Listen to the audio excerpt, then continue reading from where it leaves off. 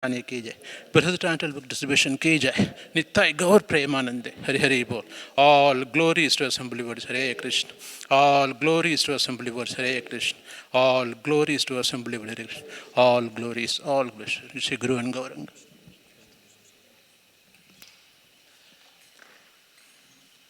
Narsingarthi, can anybody sing Narsingarthi?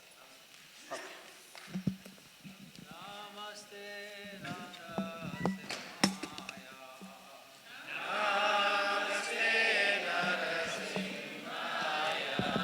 Praladadayine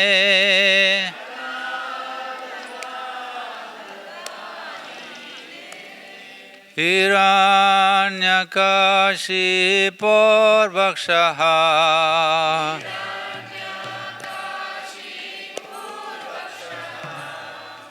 Shilatankanakalaye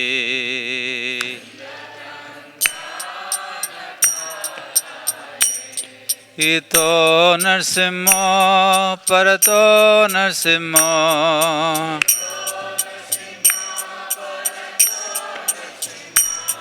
Yato yato yamitato narsimha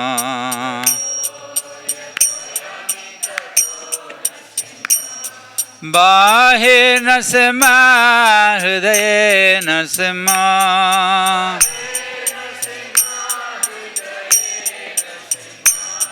Narsimha madhim sharanam prapade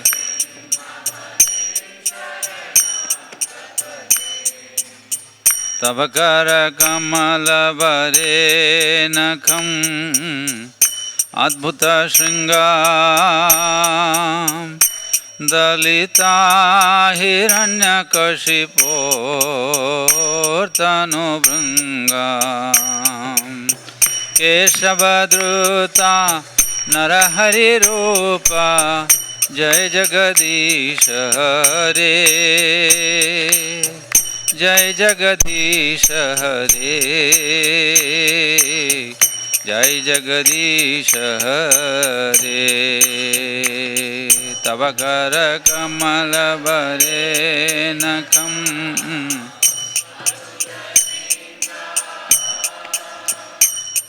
Gita hiranyakashipo tanu bhringa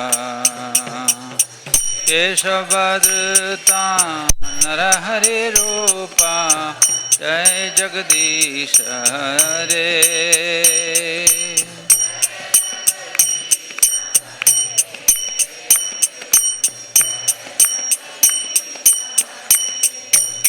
Jaya Narsingadev, Narsingadev, Narsingadev, Jaya Narsingadev.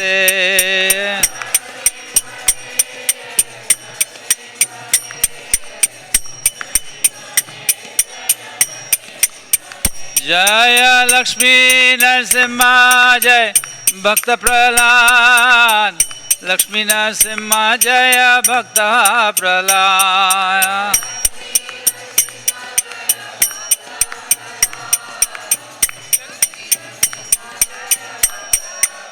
Jaya Jaya Prabhupada Prabhupada Prabhupada Prabhupada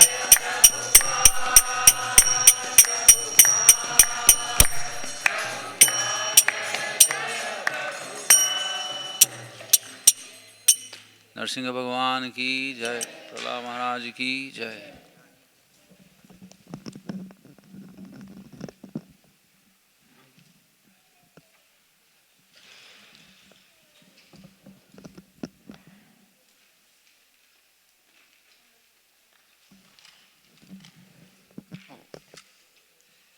Jaya Radha Madhava Kunja Bihari Madhava Kunja Bihari Jaya Radha Madhava Kunja Bihari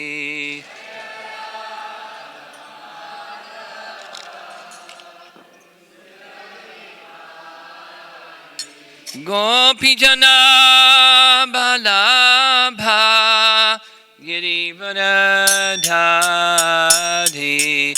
Gopijana balabha girivardhari. Gopijana balabha girivardhari. Gopijana balabha girivardhari. Jasodanandana Brajajanarandhana. Jasodanandana Brajajanarandhana. Dana Brajajanarandhana. Jamuna Tira Vanachari.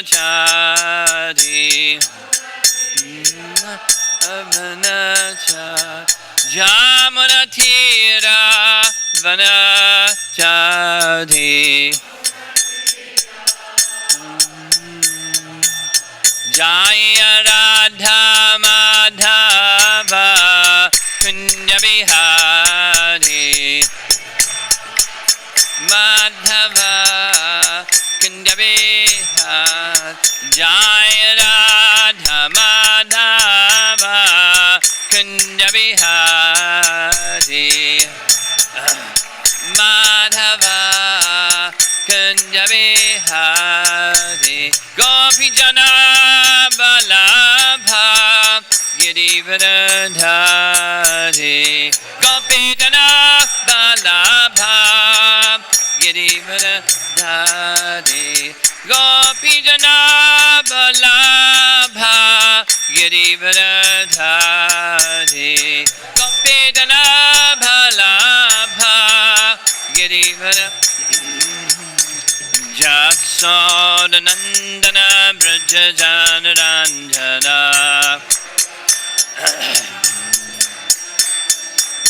Jasodanandana Brajajanarandhana. Jamanatira Vanachari. Jamanatira Vanachari.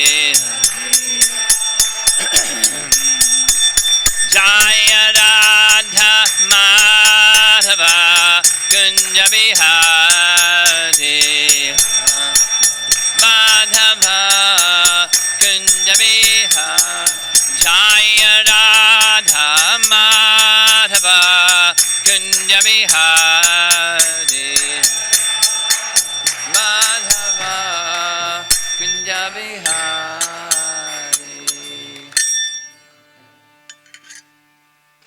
Jaya Vishnupad Paramahansa Parijagacharya Astatara Satasri Srimad His Divine Grace.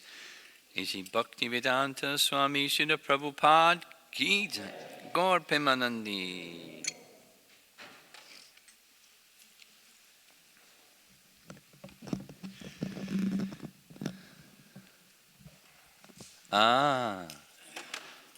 Thank you very much. So continuing with Tattva-Sandarbha.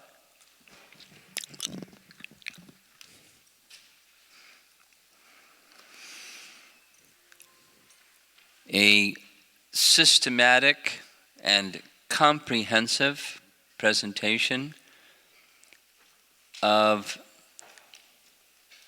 the teachings of Lord Chaitanya as revealed in Srimad Bhagavatam. So, and in one sense, the foundation of a commentary on Vedanta Sutra, since this is a exposition on Srimad Bhagavatam, which is a commentary on Vedanta Sutra. The whole range of Vedanta Sutra in 6 parts. And we're discussing the Pramana Kanda, the Pramana section of Tattva-Sandarbha. The objective in this section, when we conclude, he has a big celebration. Well said. That's how he ends. Well said. Srimad Bhagavatam is that best of evidences to help reveal the truths about Krishna. Well said. So to get there, there's steps, and then there's little steps in between those steps. So the first step he entered into was of the various categories of pramana, the Vedas are the best. Shabda pramana is best, and amongst Shabda, the Vedas. Aparusheya Shabda, non-human origin, non-human written down Vedas, Shabda Pramana. Then this morning we entered into the next section, which is along with the four Vedas, there's the Puranas and Itihasas, and they are co-Vedic, they're equally Vedic. Because there's lots of people out there that just took in a world religion course. They're not even necessarily scholars. And the world religion courses are taught by people who learn from scholars who say the Puranas and Itihasas are not Vedic. And so, people in the world today assume, wrongly, the scholars are right. So Jiva Goswami is addressing those scholars and thereby hopefully rewriting some of the textbooks where people learn about the Vedas, that Itihasas and Puranas are Vedic. And not only they say so, but meaning the Puranas say so, but the four Vedas say so. And then we're going to hear in the course of this evening something that's a kind of a conclusion, like a really powerful verse, the Brihat Aranyaka Upanishad. Remember that one that says the four Vedas and the Itihasas and Puranas came directly from the Supreme Lord Narayan. And then there's a group of people that say, well, if that's so, if we're to accept that, because Brihat Aranyaka Upanishad, one of the four Veda literatures, says it, and it must mean it's within the four Vedas. There's some history sections and some portions that deal with creation sections, like in the Rig Veda, the Purusha Sukta mantras within the Rig Veda, that deal with creation. So it's within the Vedas. So we heard this the second session this morning. No, they're separate sections. In fact, they're called this fifth Veda. And so what I'm going to do, first I'm just going to show you, remember we had this little discussion, why was it that Balaram went on pilgrimage and we didn't reach a conclusion? So I did a little homework during our break, and our little device isn't working.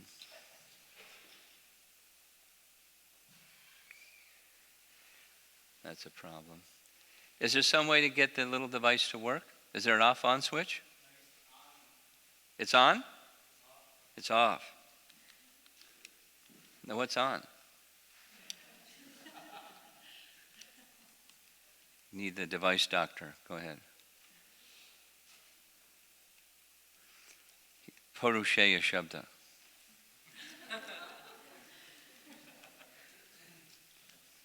Okay, there we go.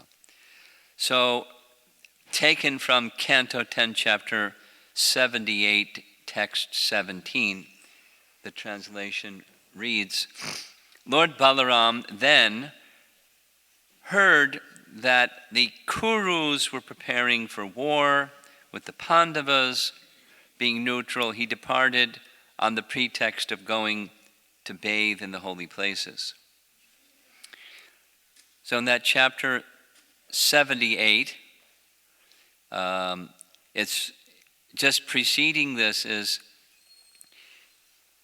this is for our devotees that like, Puranic stories. When Jai and Vijay were cursed by the Kumaras to take birth on earth 3 times, the last of the 3 times during Krishna's pastimes were who? It's a quiz question.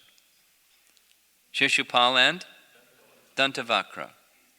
So in chapter 78, Krishna KOs Dantavakra. Dantavakra, comes out bloodthirsty, wanting to kill Krishna. He smashes Krishna in the head with his club.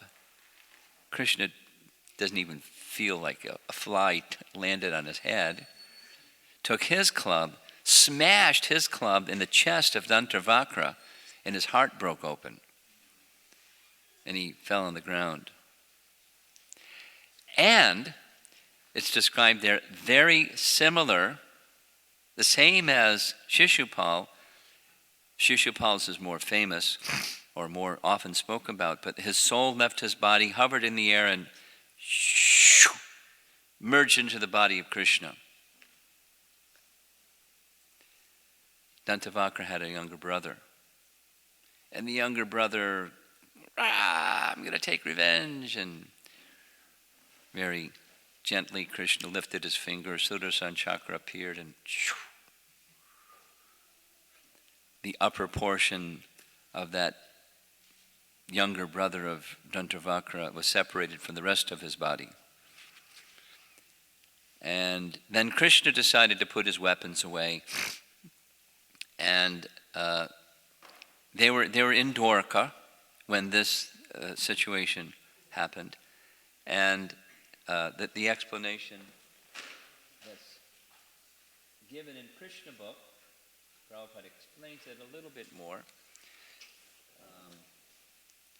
He says that Lord Balaram heard that an arrangement was being made for a fight between the 2 rival parties in the Kuru dynasty, one headed by Duryodhana and the other by the Pandavas.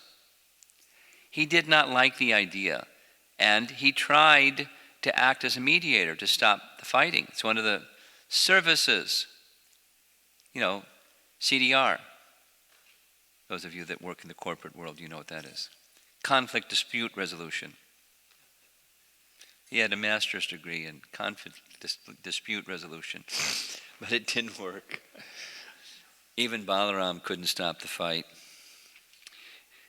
So he chose to not take part in the fight, so instead he went on pilgrimage. He left Dwarka on the plea of visiting various holy places. So we're going to see this image one more time. It's in the section that we're about to cover, but that's why Balaram was on pilgrimage. So I'm now going to, since you all heard very nicely the verses from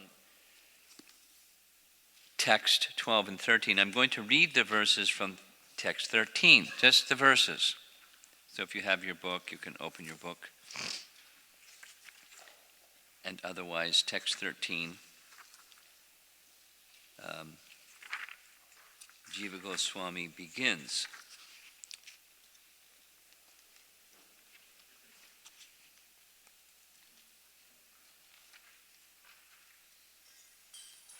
Okay. Therefore, we find in the Prabhas Kanda of Skanda Purana, quote, Brahma, the grand father of the immortal demigods, in ancient times, performed severe penances, and so the Vedas became manifest, along with their 6 supplements, their word-for-word glosses, and their resequenced texts, then the entire Purana, singular, appeared, unchanging and auspicious, embodying all scriptures. There's one answer to your scholar friend. There's another one this evening. Its eternal sound comprising as many as 1 billion verses. It emanated from Lord Brahma's mouth. Listen to the descriptions of its divisions. First, in the Brahma Purana, then etc. So, that's from Skanda Purana. Text 2, or 13.2. Here, the figure 1 billion refers to the number of verses current on the planet of Brahma. A similar passage from the 3rd canto of Srimad Bhagavatam starts, quote, beginning from the front of the face of Brahma, the 4 Vedas, Rig, Yajur, Sama, and Atharva, gradually became manifest. In that passage, we find this statement, a couple verses later. Then Brahma, who could see everything, past, present, and future, created the 5th Veda, the Puranas and the histories from all his mouths. There, the word Veda is used in reference to the Puranas and Itihasas. 13.3. We find similar statements elsewhere.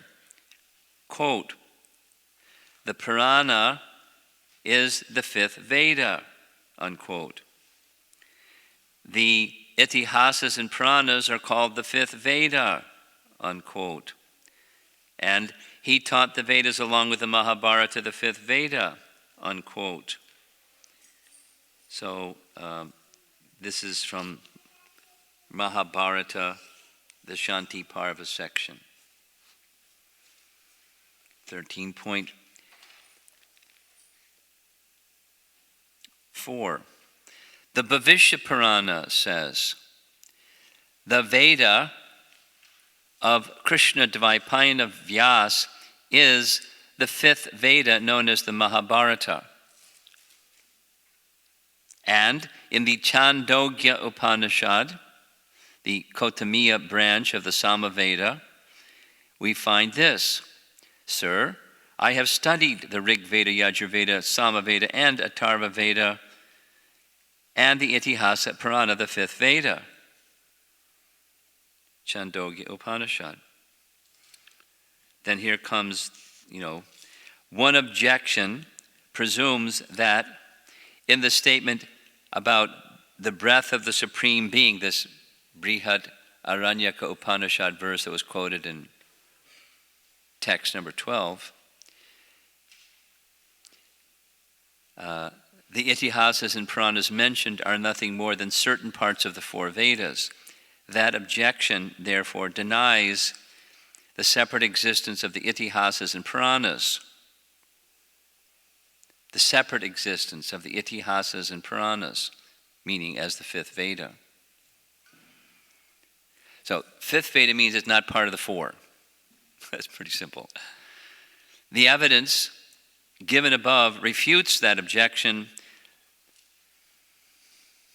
The passage beginning first, the Brahma Purana refutes it as well. So, what he has just done in text 13, we just reviewed it, is the Puranas and Itihasas are also Vedic, and they're not subsets of the 4 Vedas. We heard this Mimamsa doctrine that modern scholarship may not trace to Mimamsa and to Jaimini, but it's older than they are, and that's where it comes from. That is so. Let's say that one again. This is a notion that's addressed by these scriptural references, refuted by these scriptural references. The Vedas are eternal. They manifest from Narayana. They were present in sound vibration. And over a period of time, portions of those original Vedas, which included the 4 Vedas, which include subsets of which were the Itihasa and Purana, portion of those 4 Vedas, 94% of those Vedas became lost. Vyasadeva felt sorry for and compassionate, and so he reconstructed something that looked like, but they weren't the original. They're modern creations in different Sanskrit than the original Vedas. And that is, a view that some people hold. So this message that they're the 5th Veda, stated by the 4 Vedas, refutes that idea. Now,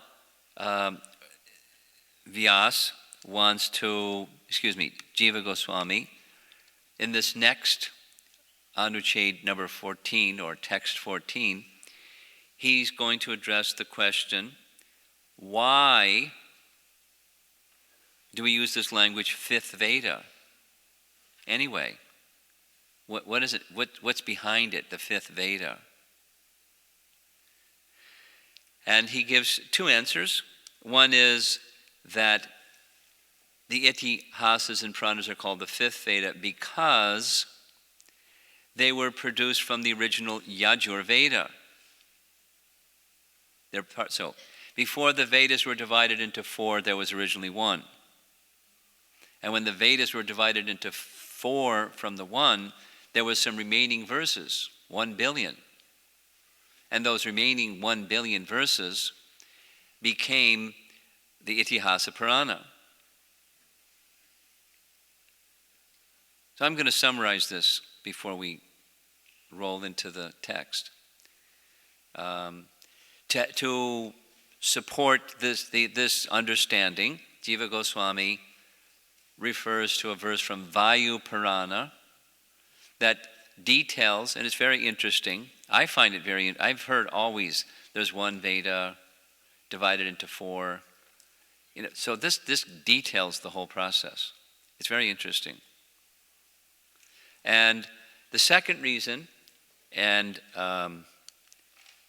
it's also quite interesting, is there's a second reason that the 5th Veda is distinct from the other 4 because within some of the sacrifices that are described within the 4 Vedas, how they're to be done, they use the 5th Veda.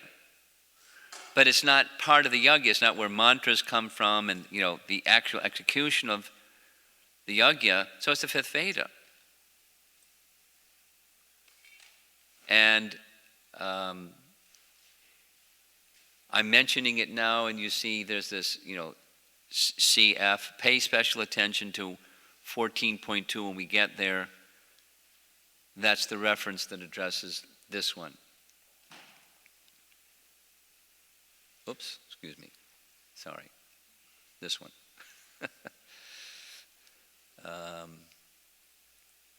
Now, that's Vyasadeva at the bottom, painting an image of him.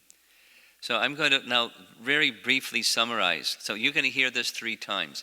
I'm going to summarize, and then we're going to, because it's a little involved, and then we're going to go through the PowerPoint that says it 2nd time, and then we're going to read the verses 3rd time. So I'm getting a little feedback. Hearing these points, repeated a little bit from different angles, it helps it sink in a little bit. So that's what we're going to do.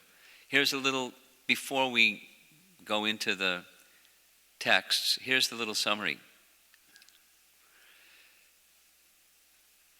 Jiva Goswami makes a reference from Vayu Purana, it's a long one, that details how Vyasa did what he did. He did his work. The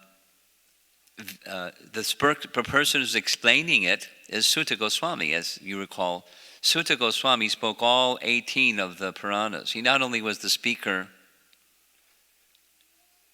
of Bhagavad Purana, because he heard from Shukadeva, but he spoke all the Puranas. But in some of those parts, he has, for example, in Vishnu Purana, he has Parashuram Muni speaking to different people. Just like in the Bhagavatam, Maitreya speaking to Vidura and like that. Sutta is the speaker. He's explaining in the Vayu Purana that he, the son of Romaharshan, named Ugra Shrava Sutta, says Sutta is a title. Vyasadeva gave me the title. And the title of Sutta means, in the English word is bard, B-A-R-D. Like in British culture, a bard is one who sings songs in praise of the king or something like that. And it's in Vedic culture. The suttas wake up the king singing praises of the king and like that. They have a certain Brahminical function. It's a function, sutta. So Ugra Shava Sutta is explaining the title sutta was given directly by Vyasa. I was his disciple. I had a father, and I learned from my father, but Vyasadeva took this Yajurveda. Vyasadeva took the one Veda and he unscrambled it. We'll see. There's a reference from the 12th Canto Bhagavatam, how he did what he did. A comparison is given in one verse to like a king who has a box of jewels, different kinds. Diamonds, of course, rubies, emeralds, and sapphires, and then some other ones. And he hands the box to somebody and says, can you separate them into piles? Put the diamonds over here and the rubies, he divided the Vedas into 4. Because previous ages, the Brahmanas, they didn't have to have somebody sort the box out. They just knew which mantras to pick from the box, from the Vedas. But it's Kali Yuga, so he didn't rearrange, he didn't make stuff up. He didn't create the Vedas. He just divided it into piles. That's, 4 piles, 4 Vedas, each with 4 divisions. We saw the chart, we'll see it again. And entrusted each one of those 4 to somebody. And then there was 1 billion verses from that original one Veda, the original Yajurveda. And from those 1 billion, there are different groups, Gathas, Akhyanas, and there's another group, can't remember right now. And he took those, and from them he presented the Puranas from the original Veda. And the Vayu Purana says, they're also Yajurveda. Those Puranas and Itihasas. They're in the same category because they come from the same box. They come from the same, Narayana, who gave the box. They're as Vedic as, the 4. Because they're from the same source. Then there's this little detail that I find very interesting. Some people say, this is, our friend, that the critic. Some people say, well, wait a minute. This text says that Brihat Aranyaka Upanishad text says that from Narayana came the 4 Vedas and these, Itihasas and Puranas. Now you're speaking about the one Veda. And it's called the Yajurveda. But the Yajurveda is one of the 4 Vedas. So what's going on here? Now, a commentator, that's Gopi Pranadana refers to, who lived after Baladev Vidyabhusan,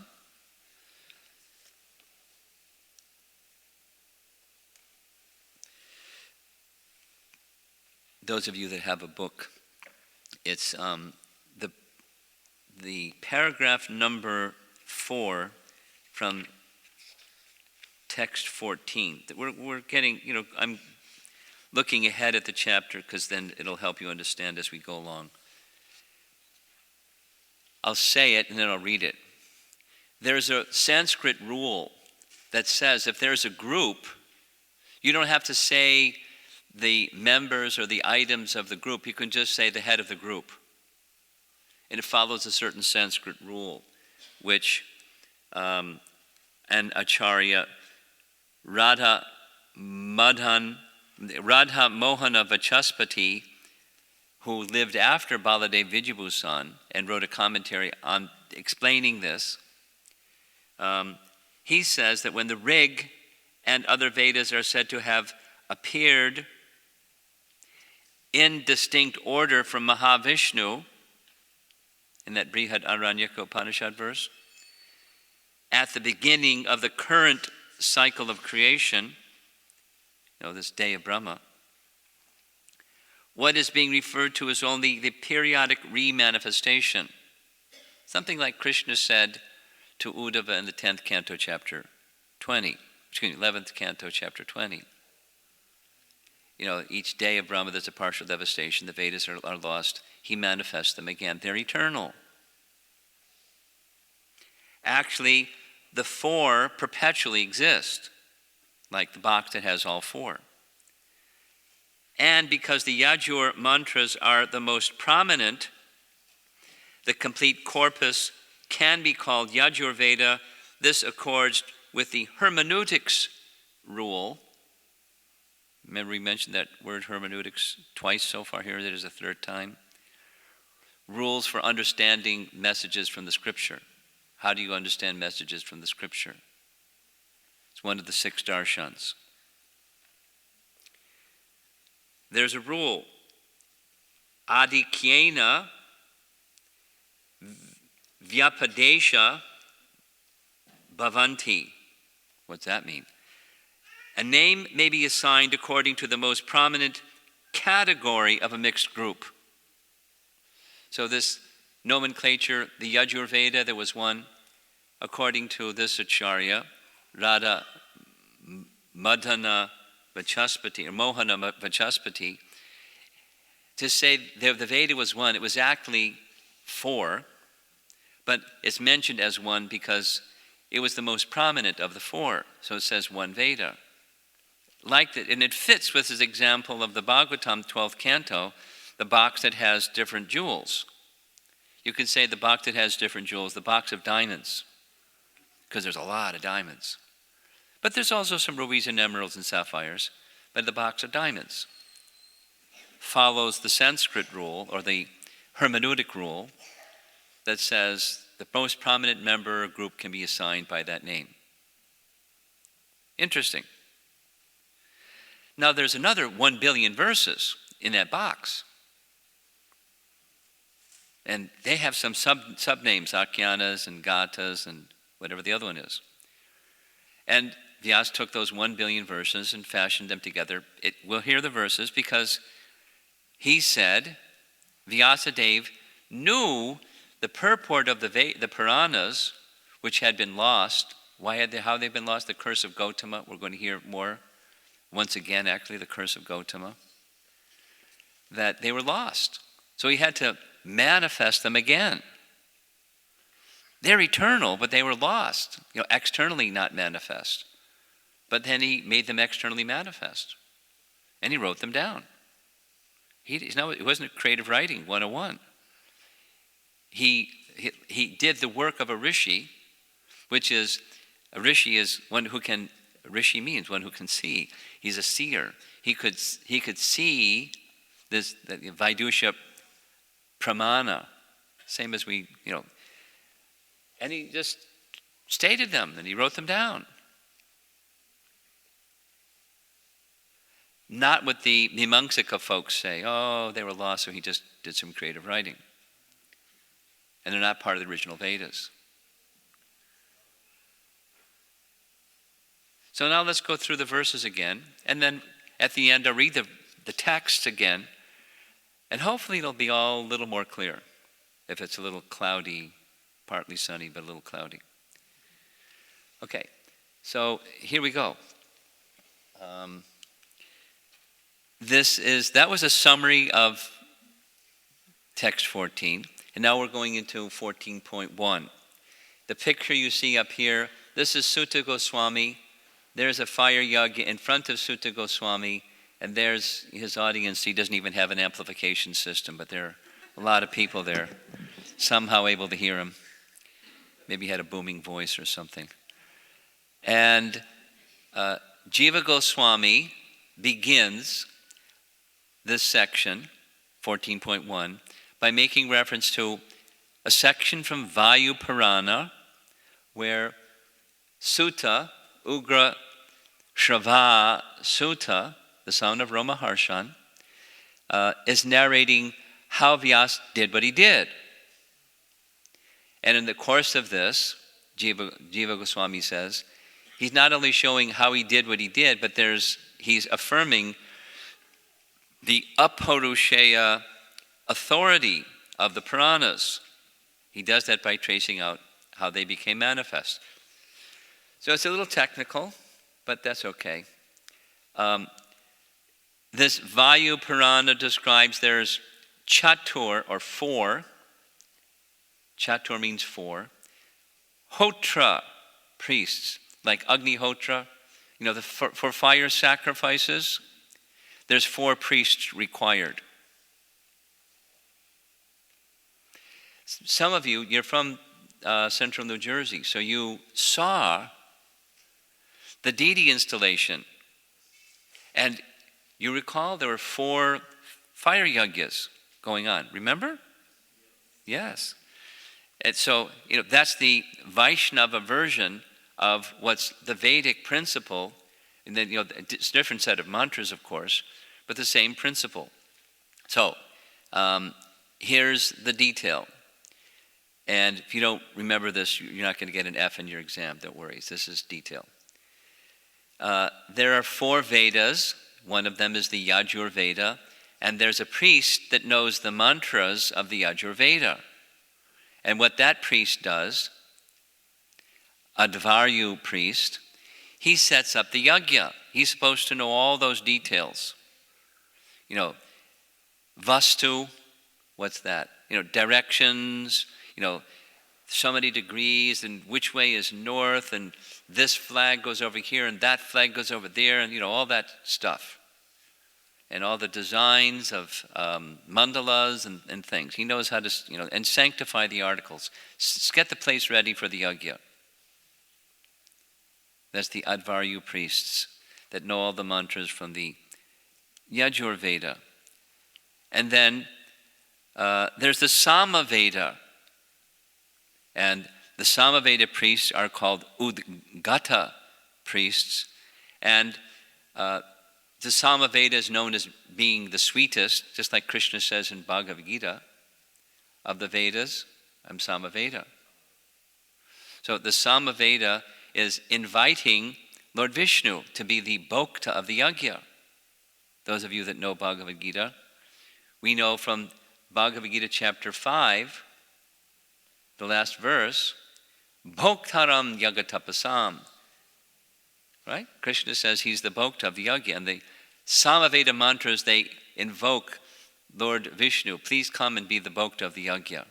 They know all the mantras for that. So that's the Udgata priest. And then next is the Rigveda priests. They're called Hota priests. They're like the MC. And they invite all the demigods, welcome this one and that one. And they know all those mantras that formally welcome the demigods to come and partake in the yajna. And then there's the Atharva Veda of the 4 Vedas. This is Veda number 4. This is called the Brahma priest. And they are kind of like the referee. If somebody makes a boo-boo, they're supposed to, correct them and have them to go back and redo it again. And they have mantras for warding off inauspicious things.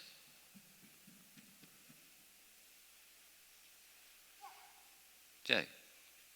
Inauspicious things.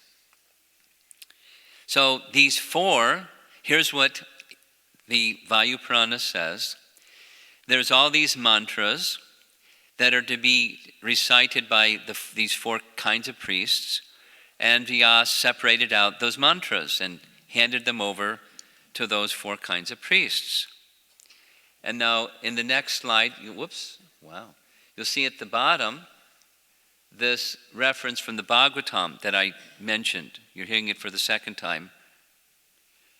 Srila Vyasadeva separated the mantras of the Rigatarva, Yajur, and Samaveda into four divisions, just as one sorts out a mixed collection of jewels into piles.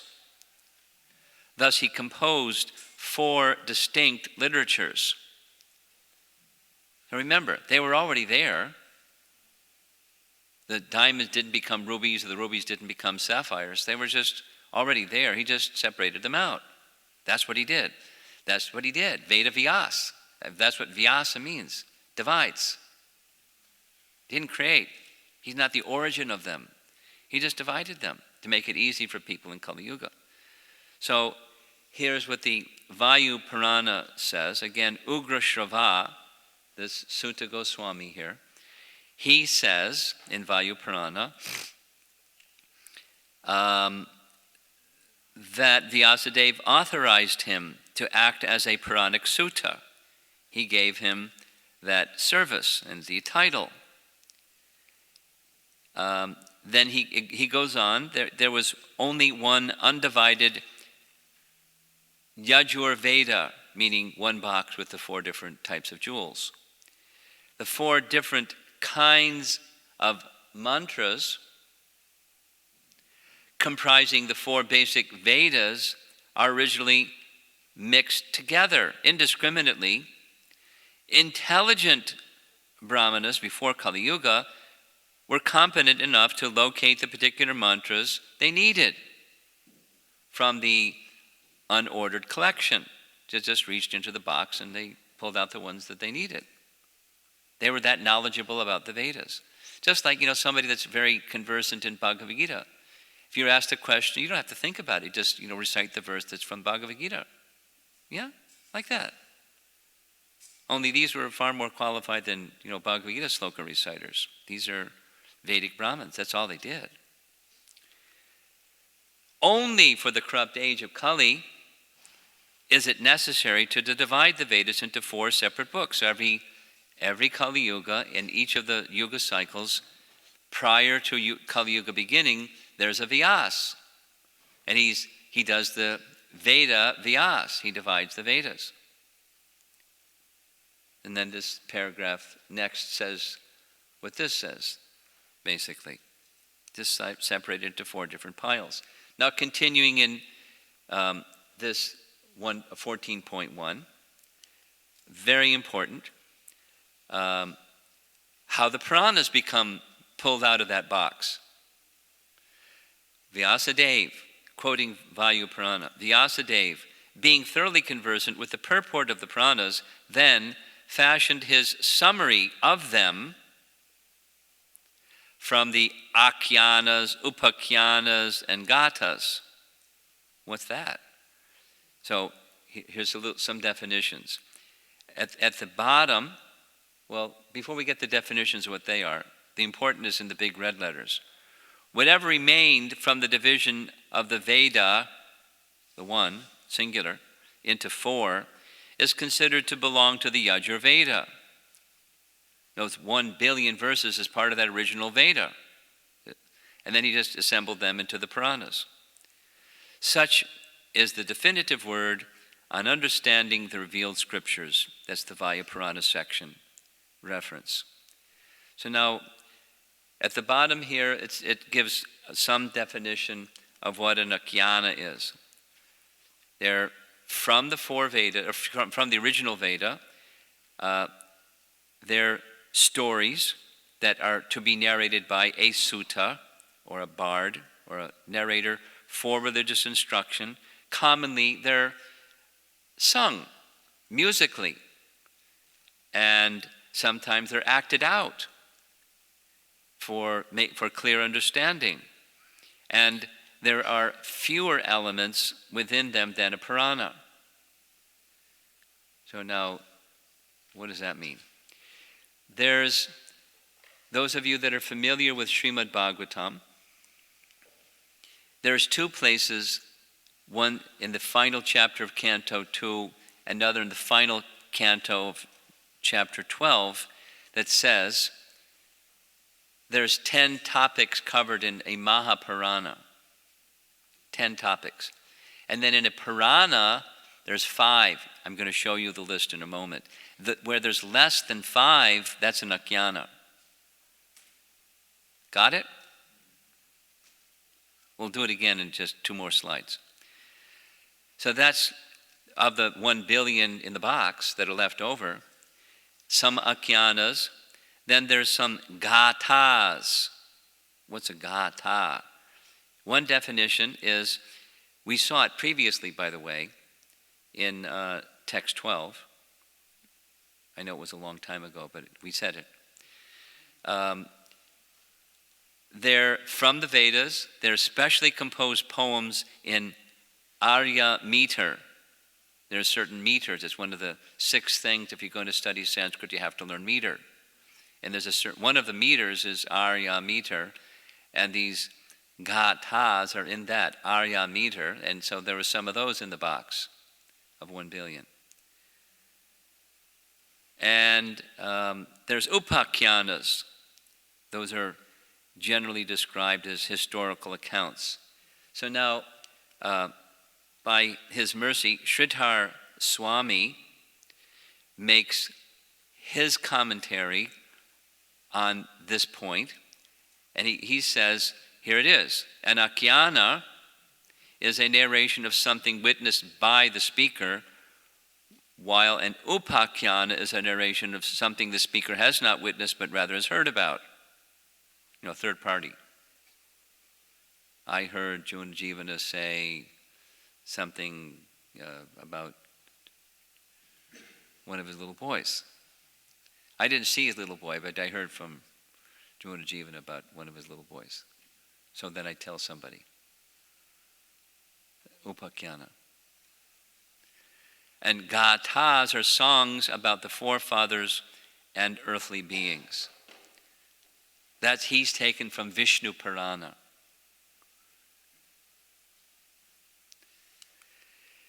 Now, here's a reference that comes from Matsya Purana. We're not there yet, but the reference will come to in text 17. In text 17, this word Akhyana is again also mentioned. And there it says that the Puranas have 5 characteristics. Although that's not discussed in text 17, it's referenced, but in text 61. So in other words, Jiva Goswami is comprehensive. So if you haven't heard what you're interested in hearing, stay tuned, because he'll get to it, because it's comprehensive and systematic. So here's the reference from Tattva-Sandarbha, text 61. Remember, there's only 62 in the whole Tattva-Sandarbha. The 5 defining characteristics of a Purana are, here they are: creation, annihilation, that's 2. History of dynasties, that's 3. The reigns of Manus, 4. And the activities of the members of the dynasties, that's 5. That's what a Purana. Now, Bhagavatam is a Mahapurana, and it has 10. And then there's some that have less than 5, and those are Akhyanas. But Vyasadeva knew the purport, because he's Vyasadeva, and so he took from those Akhyanas and Gathas and Upakhyanas and assembled the Puranas. That's the work that he did. Now, what's important out of all this, it's already been stated. What's that? The Puranas and Itihasas are from the same box as the 4. They're as Vedic as the 4. He's addressing the question, why are we calling them the 5th Veda? Because they're not the 4 Vedas. There's just a 5th Veda. That's why. They're from the same source, but a different category than those 4. but they're Vedic, as Vedic. Now,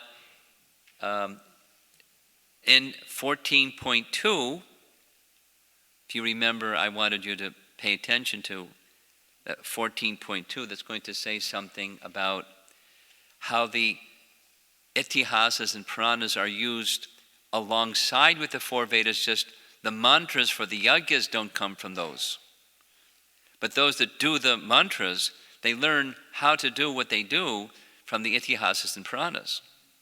They're studied by the Brahmanas that do the yajnas, although they're not used in the yajna, and therefore they deserve the category of fifth Veda. Got it? Here's the text. And this is from the Taittiriya Upanishad, by the way, one of the four Vedas.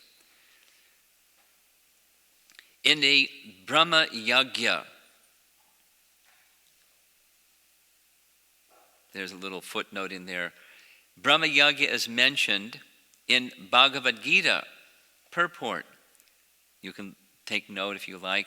I'll supply these PowerPoints so you can go back and study it again when I'm all done. But as I'm going along, I'm adding and refining, and so I'm not going to give it up now because it won't be the same thing.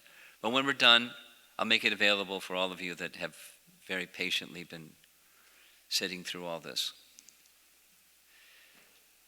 So in Bhagavad Gita, chapter 3, text 12, purport, Prabhupada mentions Brahma Yajna. And it's also mentioned in Chaitanya Charitamrita, Lord Chaitanya's instructions to, I believe it's Sanatana Goswami, chapter 22. It's mentioned, Brahma Yajna. And it's part of 5 yajnas. It doesn't detail them so much, but bless his heart, Gopi Pranadhana Prabhu does. And I'm going to read that nice paragraph. It's detail. You don't get an F in your exam if you don't memorize all this, but this isn't high school. This is just to give you an idea of what the terms are. So if you have a book, it's the last paragraph of text 14 commentary. In 14.2, mention is made of the sacrifice called Brahma Yajna. This is one of Pancha Mahayajna, 5 great sacrifices enjoined for every Vedic householder Brahmana as a daily atonement for the unavoidable violence he commits in the, quote, 5 places of slaughter, unquote, in the house. I remember Prabhupada saying, I heard Prabhupada say, if we had to follow all the rules of Vedic life, we wouldn't get out the door. We'd be spending our whole day doing yajnas. Brush your teeth, and you got to do a yajna.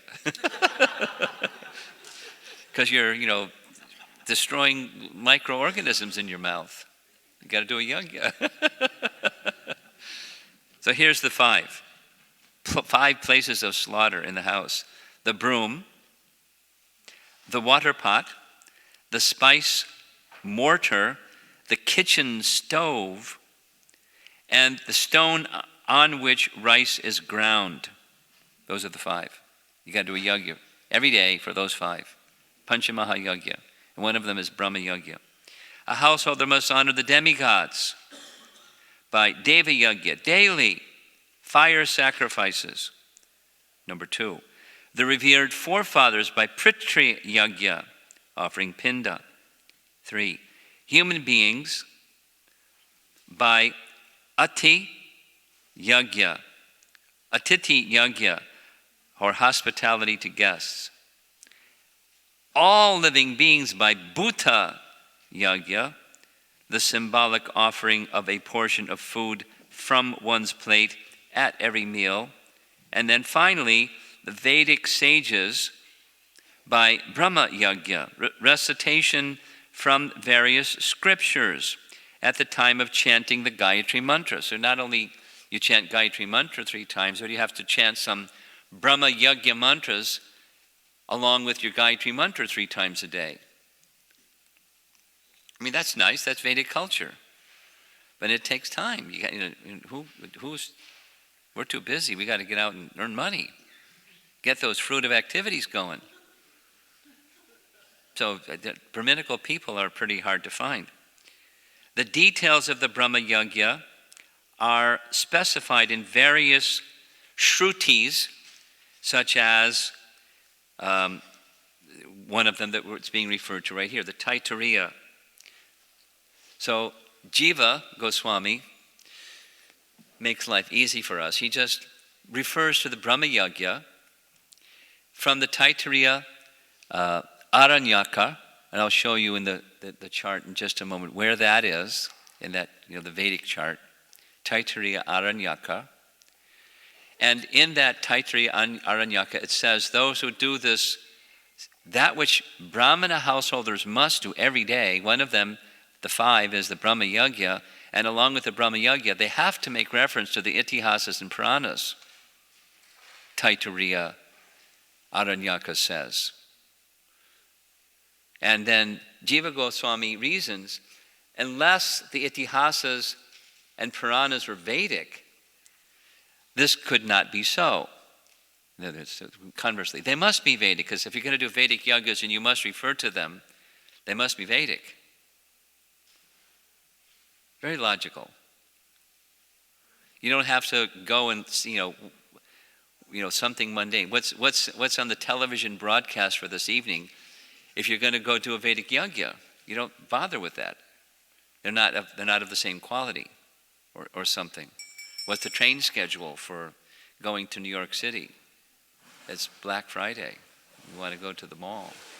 What are the hours that the mall is open? You don't need that information in order to do a Vedic yajna. But if there's something you need for a Vedic yajna, it's Vedic.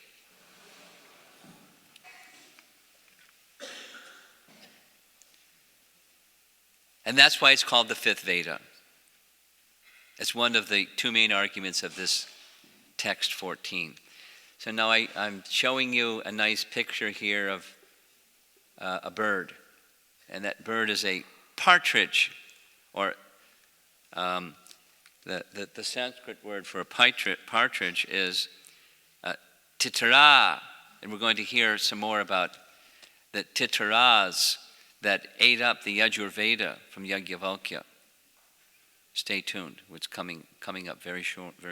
Coming attractions. That's the Taittiriya Aranyaka. You'll see just a moment.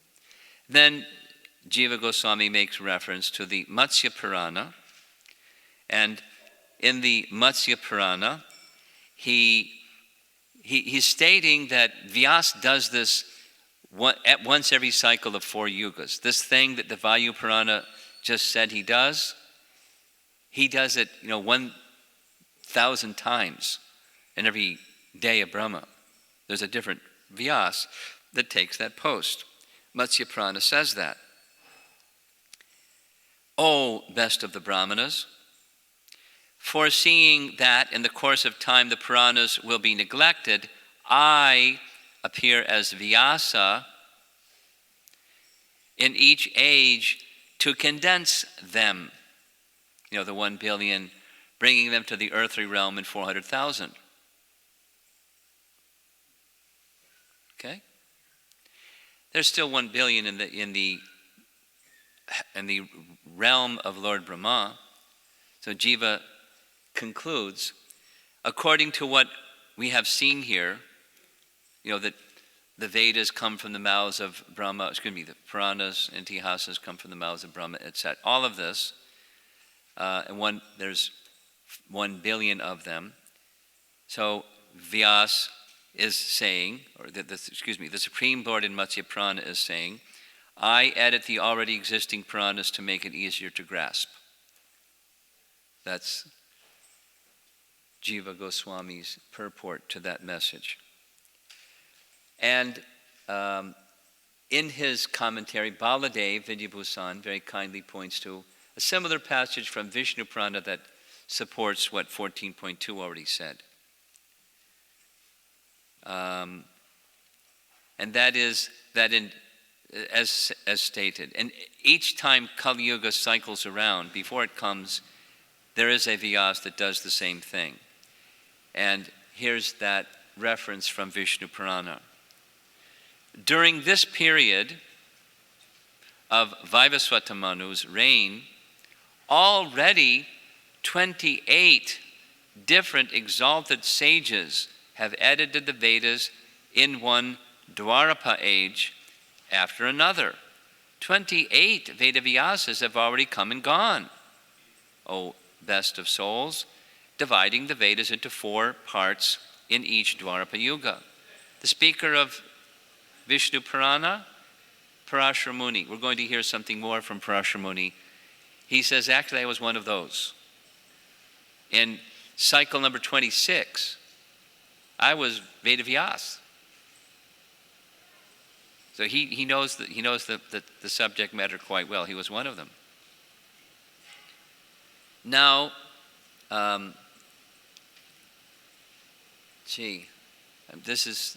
going slowly, but as a result, I'm not covering much ground. There's a lot, but I want to make sure it's intelligible. Okay, so after Vyas compiled the 4 Vedas, there still remained 1 billion verses from the original Yajur Veda. These verses became the original singular Purana, which is available still today on the heavenly planets. And I'm now going to read aloud the translation from Gopi's translation on 14.3. It's not so long. Text 13, text 14. Okay. Just after that statement, the Matsya Purana statement that we just saw, comes this statement: in every Dwarapa Yuga I divide the Purana into 18 books, 18 Puranas, totaling 400,000 verses, and that is how they are spread on earth. 400,000. Heavenly planets, 1 billion. Earthly planets, 400,000. But even today on the planets of the demigods, the Purana, singular number 1 Purana, contains 1 billion verses. The 400,000 verse edition concisely embodies the purport of the original Purana. So that would be, what kind of scholarship do you have to take 1 billion, not 1 million, but 1 billion, reduce it to 400,000, you didn't lose anything. I mean, details you lose, but essences you don't lose? That's an editor. Whew.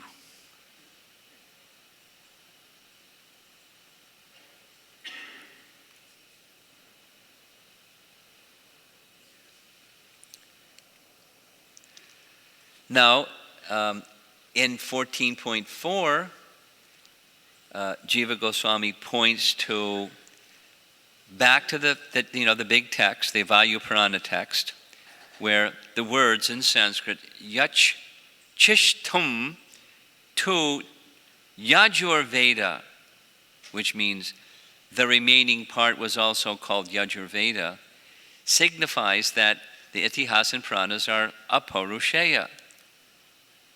They're not composed by a mortal. So now the rest of the text is repeating. He makes these things into 18 Puranas, and there's 400,000 verses, etc. So what's the message, conclusion of this little section? They're called the 5th Veda becomes from their same source as the 4. They're part of the Yajur Veda. That's what he wanted to show, because some people say no, and he's saying yes. And here's the evidence. Then, last little part, the Itihasas and the Puranas are Purushaya, not composed by any mortal. That's the same little section. While Vyasadeva, we say he's the author, Because literally, he lived during the same period as the Mahabharata. He was a contemporary with the events of Mahabharata. But we must remember the Mahabharata is eternal, which is quite interesting. You know, remember you asking me this question about if somebody knows about events before they happen, doesn't that predetermine the events? Well, you know, the histories are eternal, and they may vary in detail little. But even Krishna's pastimes, they're eternal, and there's variegation within those pastimes. Free will is still operative. Anyway, Vyasadeva's Trikalagya, he can see into the future. He can see into the past equally well as in the present. So he would just, you know, from the breathing of Narayana, which manifests the Puranas and Itihasas and the four Vedas, he tuned into the Mahabharata channel. You know what I mean? Like right now, we're sitting in the temple room, and somebody turns on their cell phone. They have then a receiver. They can receive a cell phone signal. Or turn on a radio. You can get a radio signal. Turn on a television, get a television signal. There's a whole bunch of signals going on right here in the temple room. We just have to have the right receiver. And how are those being transmitted? Through sound. Through ether. So Vyas had that kind of receiver, you know, the Veda receiver. And he just tuned into the Veda channel. And he received. And then he manifested the Mahabharata. So in one sense we say he wrote the Mahabharata. But in another sense, more accurately, he just manifested. He did that what rishis do.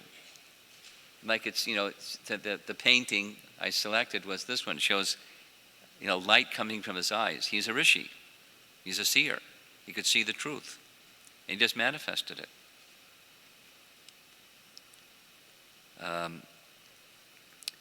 Then, it's a detail that's mentioned by Baladev. There are parts in Bhagavad Gita where, you know, Sri Bhagavan Uvacha. Well, you know, so it's not like Krishna said, Sri Bhagavan Uvacha, da da da da da da da da da da da da da. He just added that to help the reader understand, you know, what's going on here. He didn't change the meaning. There's some, you know, original work there. But it's just to help the reader, that's all. Okay, now what I was going to do, but I don't think I have the time for it, I was going to read through all the verses, just a translation of the verses in text 14, so you'd hear it the third time, and you'll see we've covered our subject. Should I do that? Yes, okay. Here we go. Translation of texts 14, starting with 14.1. In the Vayu Purana, Sutta Goswami describes in the following words why the Itihasas and Puranas are considered the fifth Veda. Quote, this is the translation of that section from Vayu Purana. The personality of Godhead, Srila Vyasadeva, then chose me, that's Ugrashrava Sutta, as an authorized speaker of the Itihasas and Puranas. At first, there was only one Veda, the Yajurveda. Vyasadeva divided it into four. Within these were manifested the ritual acts of the four kinds of priests. And Vyasadeva arranged for the performance of sacrifice accordingly. With the Yajur mantras, he arranged the acts of the Advaryu priests. With the Rig mantras, those of the Hota priests. With the Sama mantras, the Udgata priests. And with the Advarya mantras, the Brahma.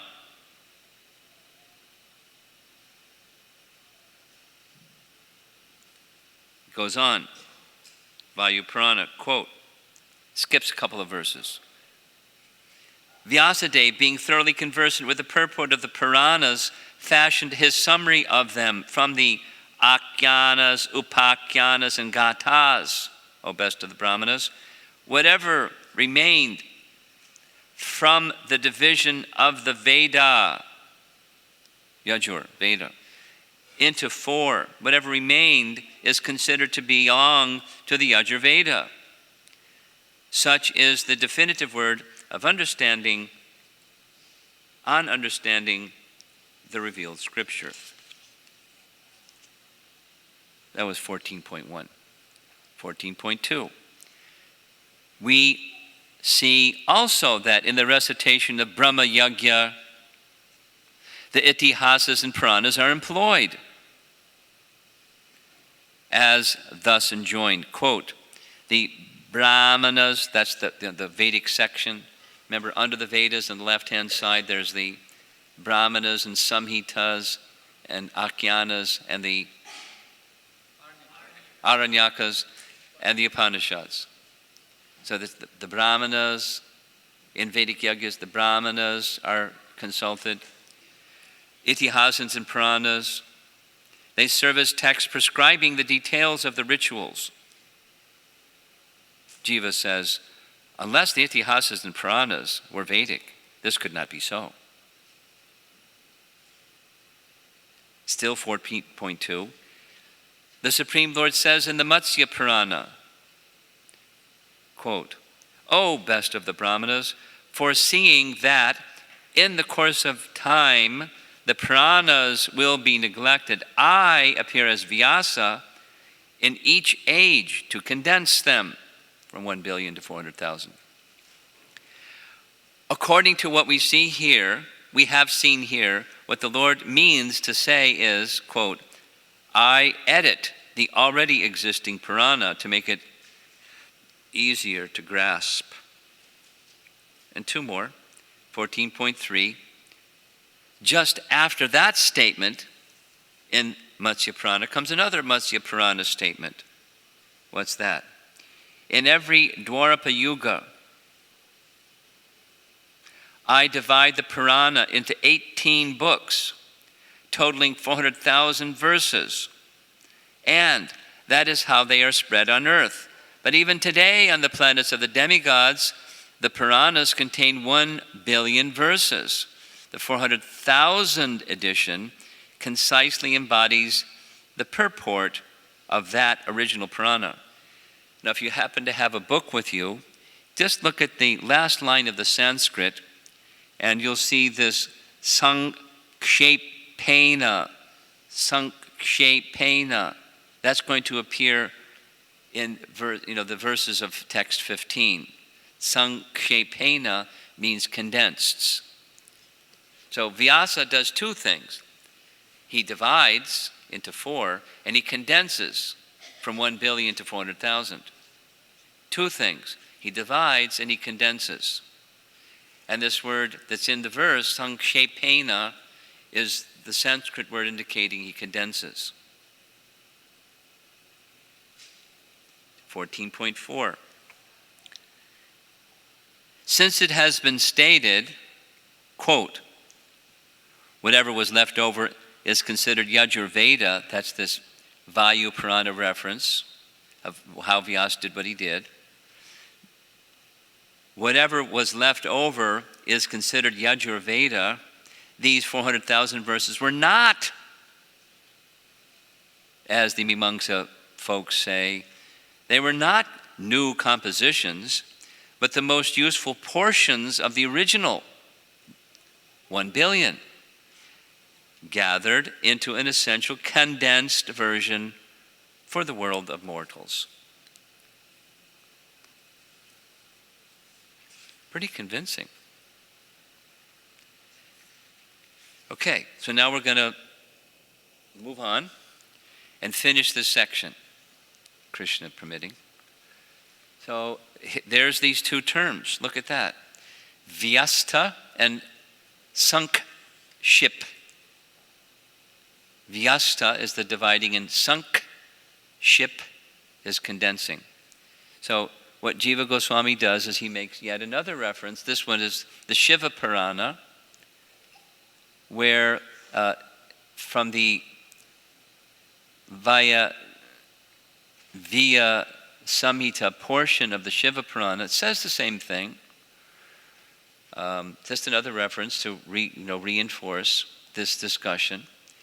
And there it says that, there's the Shiva Purana book cover, the ingenious Lord, that's Vyas, abridged the Veda and then divided it, Vyasta, into 4. Therefore he became known as Veda Vyas. He also sankshiptam, or summarized, the Puranas in 400,000 verses. But in the heavenly planets, they still comprise 1 billion verses. So here's another reference saying the same thing.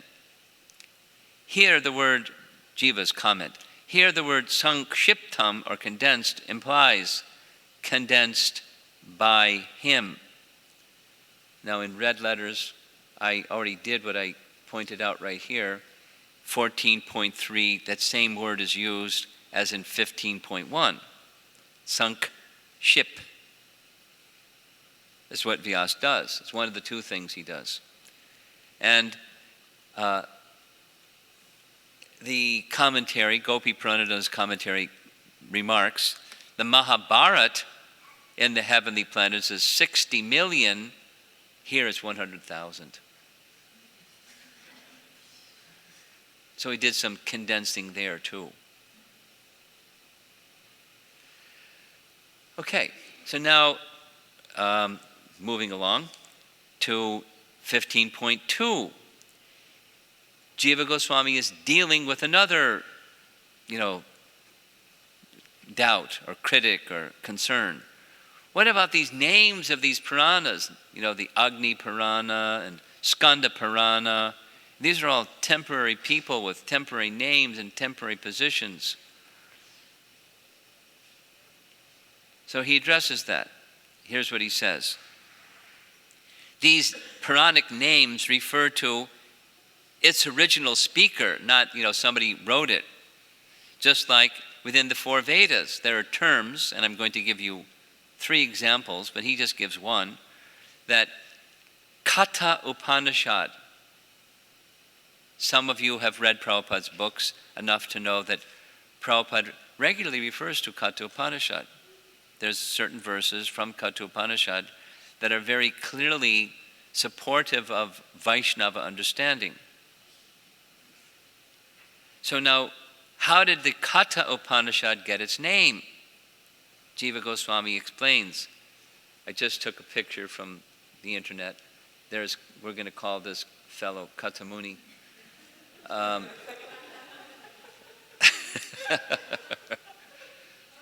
There he is, Katha Muni.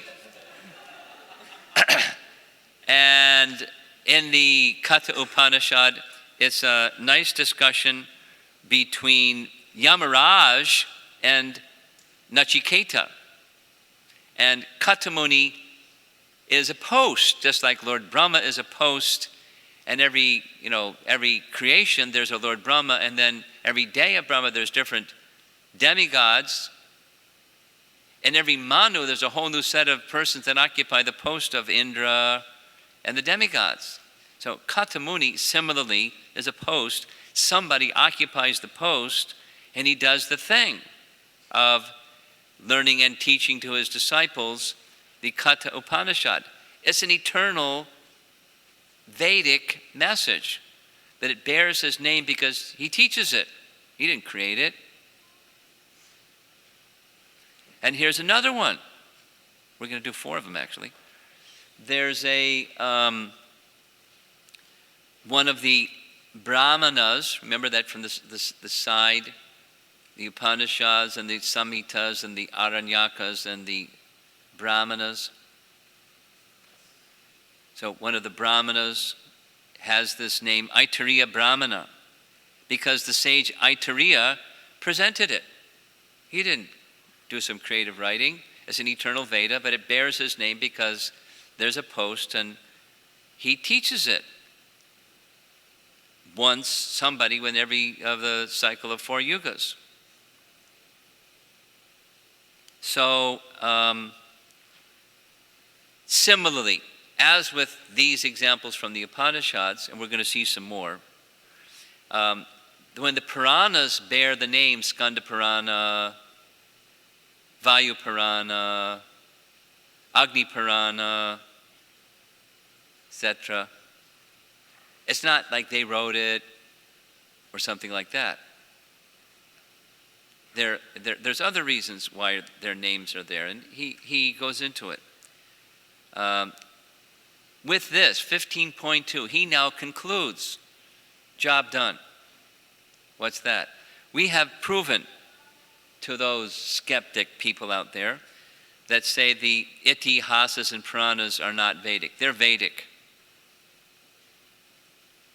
Now, I added some things that are not exactly, well, this one is in Sarva Samvadani, so here we go. Some of you have heard of, Prabhupada refers to the Taittiriya Upanishad. There's also Taittiriya Samhita. There's also Taittiriya Aranyaka. And they're part of the Yajurveda, one of the four. So these are part of the four Vedas. They're actually eternal, and they can be manifest or not manifest. So here we're going to hear a little description that's found in Srimad Bhagavatam, 12th canto, chapter 6. If you look very carefully in first canto, those of you that have studied first canto, you know from chapter 4 of first canto, there's a description of Vyas dividing the Vedas into four and entrusting the four into different disciples. And it's repeated again in canto 12, chapter 6, but he adds to it. So when the Yajurveda of the four, the Yajurveda mantras, they were given to this fellow I took off the internet. We're going to call him Vaishampayana. Hi, Vaishampayana. Nice to meet you. Very handsome gentleman. So Vaishampayana was given the Yajurveda. But Vaishampayana apparently had some problem. He killed a Brahmana. So his followers, they're called Charakas, this is stated in the Bhagavatam, because they did some strict vows to relieve their guru from the sin of killing a Brahmana. So though he was given the Yajurveda, he killed a Brahmana? Not good. But there's Vedic processes for counteracting sin. And so his disciples assisted him with that. And then, so he, Vaishampayana, was engaging his followers in, ordering all these mantras. And they were working hard, but they really didn't get the job done so well. So one of Vaishampayana's disciples was another famous name in Vedic literature. His name was Yajnavalkya. Yajnavalkya had some pride. And with that pride, he went to his spiritual master and said, well, here's what he said from the Bhagavatam. Oh, master, how much benefit will be derived from the feeble endeavors of these weak disciples of yours? I will personally perform some outstanding penance and get the job done real fast. Just give me the green light. Vaishampayana was disgusted. He said, this pride doesn't belong in the heart of a Brahmana. Get out. Leave the ashram. And before you leave behind all the Vedas that I gave you. So he did, in the form of vomit. Technology of how you give up Vedas by vomiting isn't described, but that's how he gave them up. And then these other followers, disciples of Vaishampayana, they were hungry for knowledge. But human beings don't eat vomit generally, especially brahmanas. But these guys do. Partridges. So they assumed the form of partridges and they ate up all the vomit. And then they were filled, like this guy looks like a really big belly, filled with Yajurveda mantras. And when they then tuned their form back again as regular Brahmanas, they manifested them as the Taittiriya Samhita, because they were Taitaras. That's how they received the mantras. Interesting. From the Bhagavatam.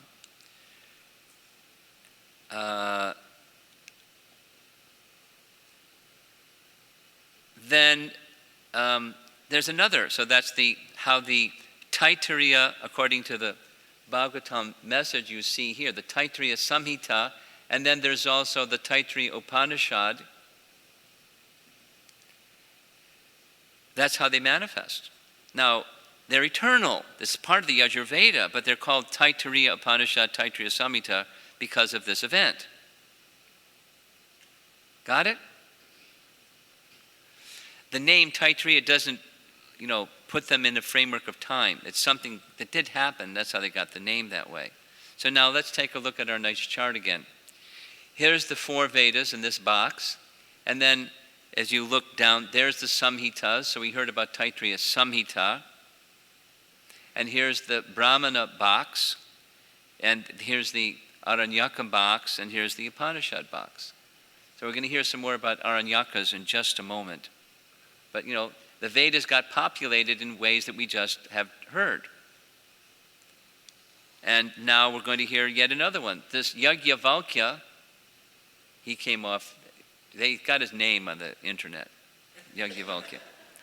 I don't know if that's really what he looked like, but that's their picture for him. So Yajnavalkya was really hurt. He felt that he was dealt with unfairly. So what did he do? He went to Surya Narayan, because in the heavenly planets, not only all the Puranas that are not here are there, but other Yajur Veda mantras that are there that aren't here. He offered some, really long and beautiful prayers again and again and again. He worshipped Surya Narayan. Now, specifically, the Bhagavatam says he did not worship the sun god independently. He worshipped Surya Narayan, the Supreme Personality of Godhead, whose powerful representation or expansion is the sun god. He worshipped Surya Narayan, and he had this desire to get more, kind of like Dhruva, more of the Yajurveda than even Yajnavalkya. Then Vaishampayana. Then Vaishampayana. So Surya Narayan, very merciful, it says, satisfied by such glorification, the powerful sun god assumed the form of a horse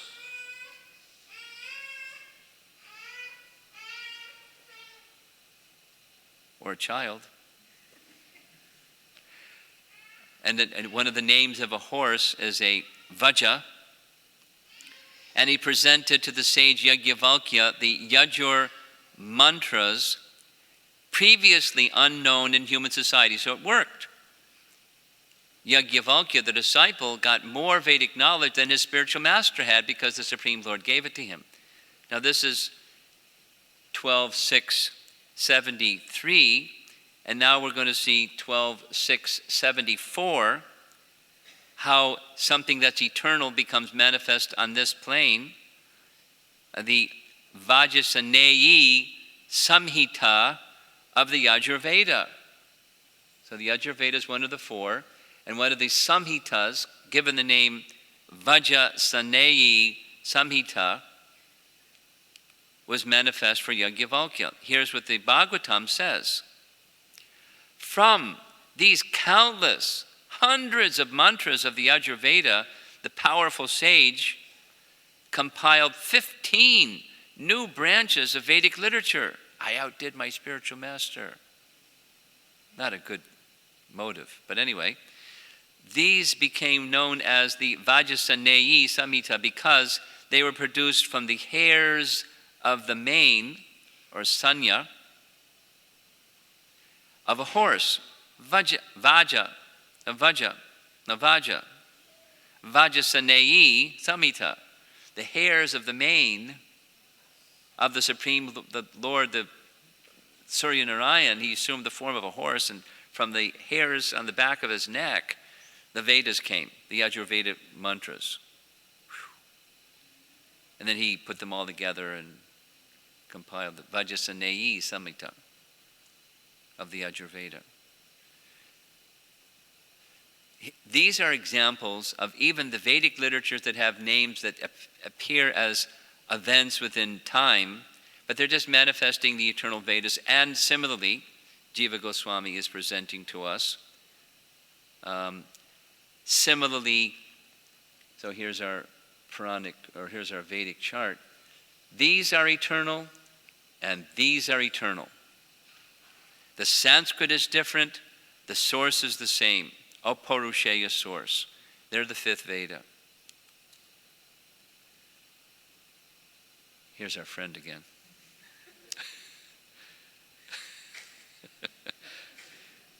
The unspoken. So he doesn't write these, critical remarks. Jiva Goswami is addressing them anyway. He's very accountable, and he wants his audience, these Purva Paksha guys, to hear their doubts addressed. It isn't belabored. If they don't accept it, he moves on, but he gives a proper response. So, whoa, they get really worked up over this one. If we are to accept the Puranas and Itihasas are Vedic, how is it that they are spoken by a non-Brahmana? Let's do that one again. Only Brahmanas are to approach the four Vedas. So if you say the Itihasas and Puranas are Vedic, how come they're spoken by a non-Brahmana?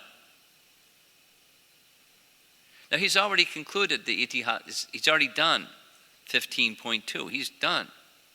But these fellows aren't done yet. Wait a minute. They're spoken by a non-Brahmana, how can they be Vedic? And so he goes on, Jiva Goswami goes on with the next 15.3, saying that as the chanting of the holy name, this is the essence, as the chanting of the holy name can be done by anybody, regardless of birth, so similarly, the qualification, the adhikar for being a sutta or speaking or hearing the Puranas and Itihasas isn't dependent upon birth. He doesn't deny or challenge the four Vedas should be heard by those of certain qualification, but others that don't have that qualification can chant the holy name, and it's really wonderful how he does this.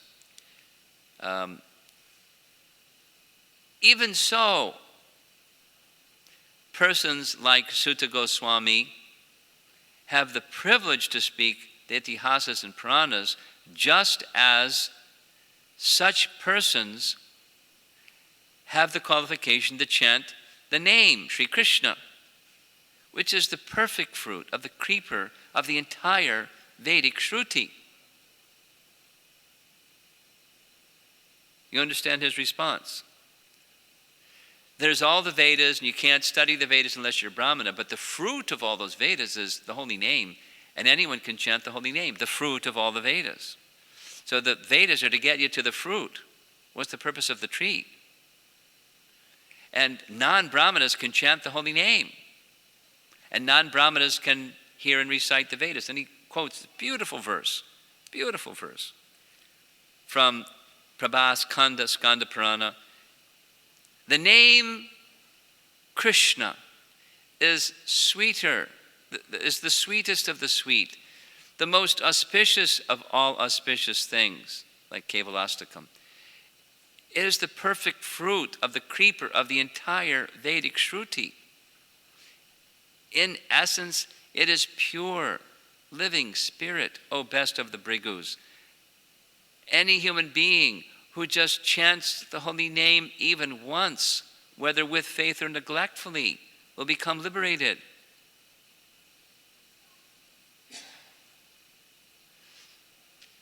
So this mature fruit of the entire Vedic Shruti is the holy name, and non-Brahmanas can chant it. And the Puranas, which give the essence and foundation, we're going to hear about the foundation part in just a moment, they can also receive the benefit. So here's our last verse for this section. Here's our friend again. He has this doubt. Wait a minute. In the Srimad Bhagavatam 1.4.25, Sutta Goswami says, Sri Shudra Dvija Bandhunam Trayi Na Shruti Gochara. What's that, the translation? Women, laborers, unqualified descendants of the twice-born have no access to the Vedas, at least the Shruti portion of the Vedas.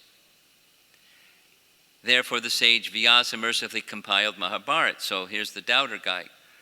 Since the Mahabharata, the foremost of the Itihasas, was written especially for women and others with no access to the Vedas, how can the Itihasas be part of the Vedas?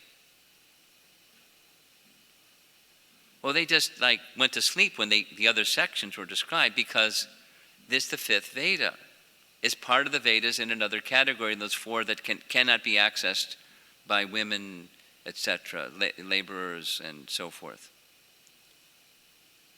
They can't approach those, that's correct.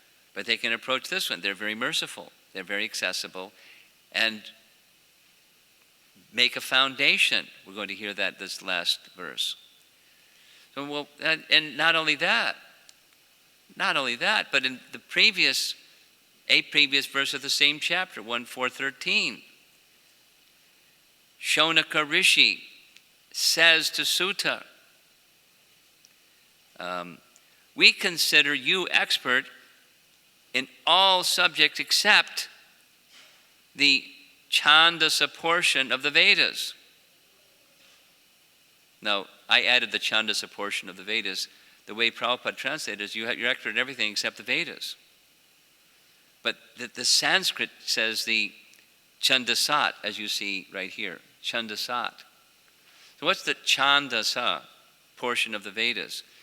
It's like the Gayatri Mantra and other Vedic hymns or special mantras like that. Sutta was expert in other portions of the Vedas except those, because those are especially, they were his specialty. His specialty was the Itihasas and Puranas, but he wasn't specialized in those. So the doubter says, so if Sutta Goswami was not expert in the Vedas, yet was being requested to narrate the Puranas, specifically Bhagavad Purana, how can the Puranas be part of the Vedas? Well, it's a different section of the Vedas, that's how. The fifth Veda, that's how. So now, this is the final, his response.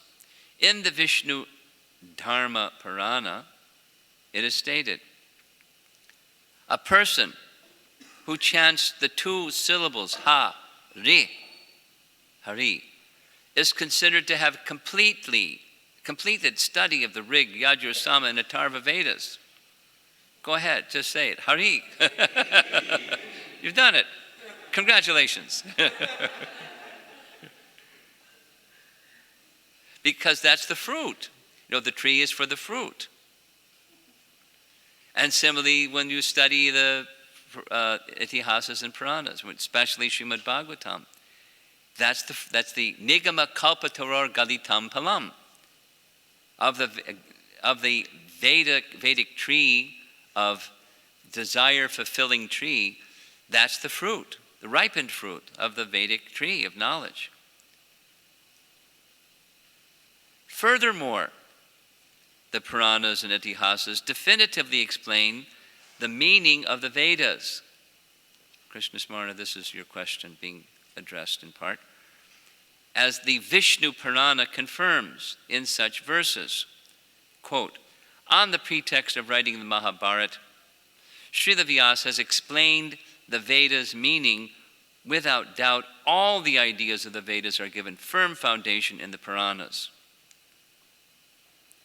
And in his commentary, and we're done, Baladev Vidyabhusan, his comment is, this statement, the Vedas are given a firm foundation, means that the Puranas help fortify the position of the Vedas by explaining parts of them that are difficult to understand and replacing other parts that are missing. See, he's comprehensive. Okay, so we just finished. And when we begin tomorrow, we'll just read again text 14, so it'll be a refresher. And it's already 9:15, so. Any comments or questions? Do we have the portable mic? Look at that, here he comes with the portable mic. You get a special reward for being, for all the technology you're handling for this event. Thank you. Guru Maharaj, thank you. It was brilliant. Thank you. Jiva Goswami, I'm just like hanging on to his dhoti. I have heard from devotees that one difference between Shruti and Smriti is that the words of the Shruti are unchanging, whereas the words of the Smriti can change. Is that true, or in the light of this discussion, it doesn't seem to be? Well, two things. There's different kinds of Shruti. Different kinds of Smriti. And we're going to, you're ahead of the game again, that there are Smriti literatures that aren't Vedic, but they're like, they're not part of the four Vedas. They are persons who write such literatures that are considered, commentary on the Shrutis. That's one category. But then there are the original Puranas that are also in the category of Smriti, and they're not changing.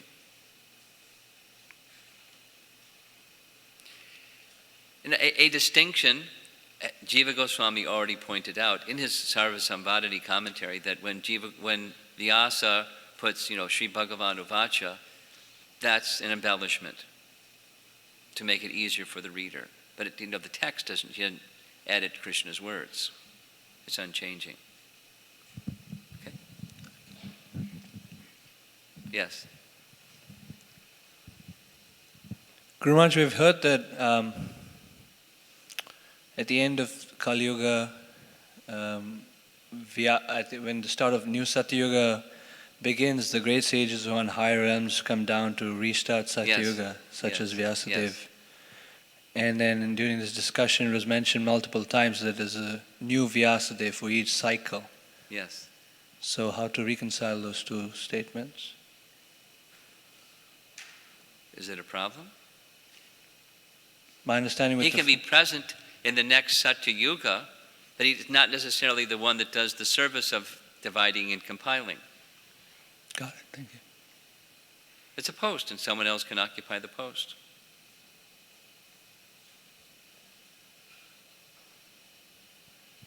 Yes, you want to grab the microphone? When you're done, can you carry it to the next person too? Hare Krishna Guru Maharaj. So in South Indian Brahmins, it's kind of, they make effort to chant the Veda. It's almost like fashionable in religious circles. It's almost like what? Fashionable? Fashionable? Yes. Oh, I'm chanting Vedas. Okay. But they don't pay much attention to understanding the meaning of it. It's mostly about getting the meter right and the rhythm right. Well, it's mostly about getting the dakshina that comes after they recite the mantras. Sorry? It's mostly about the remuneration, the dakshina that comes from the yajna, not the... Well, my father does right. it not for so much the dakshina, but he gets his happiness from the meter and the intonation, etc. Okay. That's a more elevated brahmana than the ones I've encountered. Yeah, but yeah. okay, fine. Could you comment something on it? Like, they make the effort to chant the Vedas or other Vedic mantras. I have encountered some they're very enthusiastic, in not even in a showy way, but just in a sharing, Brahminical way, to explain the mantras. Just, a while ago, a group of us went to some temples in South India, and some of them were the show, and some of them were the explain brahmanas. And it's nice. They take the time. They sat with all of us, and we just did these following mantras, and this part meant this, and that part meant that, and they explained the whole thing. It's very nice. So some are like that, and some are not. So the people who chant the mantras just for the sake of chanting, without trying But to... it's purifying. Is it For even this chant for the sake of chanting, it's purifying. It's far better than what some other people do that don't chant the mantras. It's purifying. It's elevating. It's good for them and good for those who hear the mantras. It can be more complete and most complete and complete, perfect. But it's good that they're chanting the mantras. And it's good that you're interested in understanding the meaning of them, not just hearing the mantras.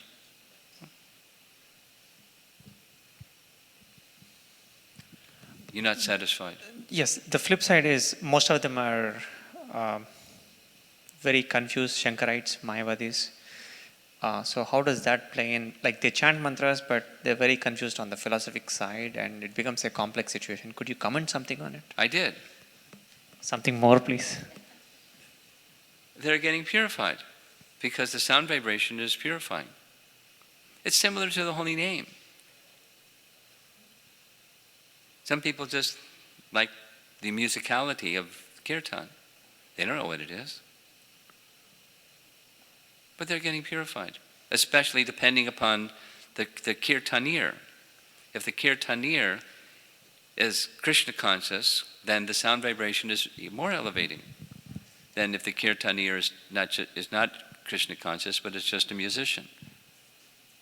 And they're interested in the musicality, not, the uplifting sound vibration. The consciousness of the kirtanir is what's important. And it's also, to get the full benefit, they must have Sambandha Gyan. And most of them, these days at least, in the kirtan events, they don't have Sambandha Gyan. They're not really interested in Sambandha Gyan. They're allergic to it. They'll run the other way if someone wants to tell them Sambandha Gyan. But they're getting benefit. Are you done?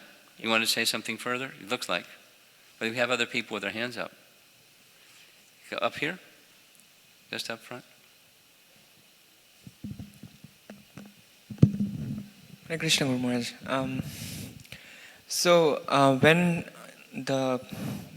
When we hear about Yajurveda coming in any context, how are we to distinguish between whether it is referring to the original Yajurveda or the Yajurveda part of the Vedas? I didn't understand your question. Try So again. Use different language so I can get it, because I don't get it. Some other people are nodding their heads, but I didn't get it. So Yajurveda is the name which is used for both the part as well as the whole. Yes. So how are we to distinguish between whether Generally, it is means the part. Generally, it means Unless the part. it's stated otherwise, it means the part. Okay. It's most commonly as the part, one of the four. Another thought that I was having is that so the original Vedas, that means Original Veda is the word? Original Vedas, Original which is Veda. the original Original Veda. original Yajurveda, is therefore we can say is written in both Laukic and Alaukic No. Sanskrit. Alaukika. Alaukika. Not both. Alaukika. Only one. Alaukika. But then the fifth Veda is coming as a part of the... I see your question.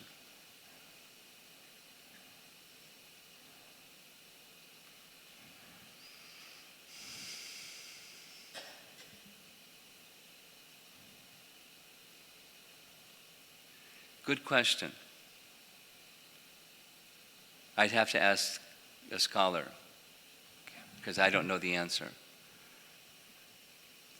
It would, very similar to what Krishna Smarna's question was, it would seem that it's laukika, because it doesn't change. Mm-hmm. But then, Okay. I'm not sure. Okay. Thank you. I'll ask, Radhika Raman will probably know. Gopi Pranadana would definitely know, but he's not around to ask anymore, so. You had a question way back there. Can you come up and get the microphone?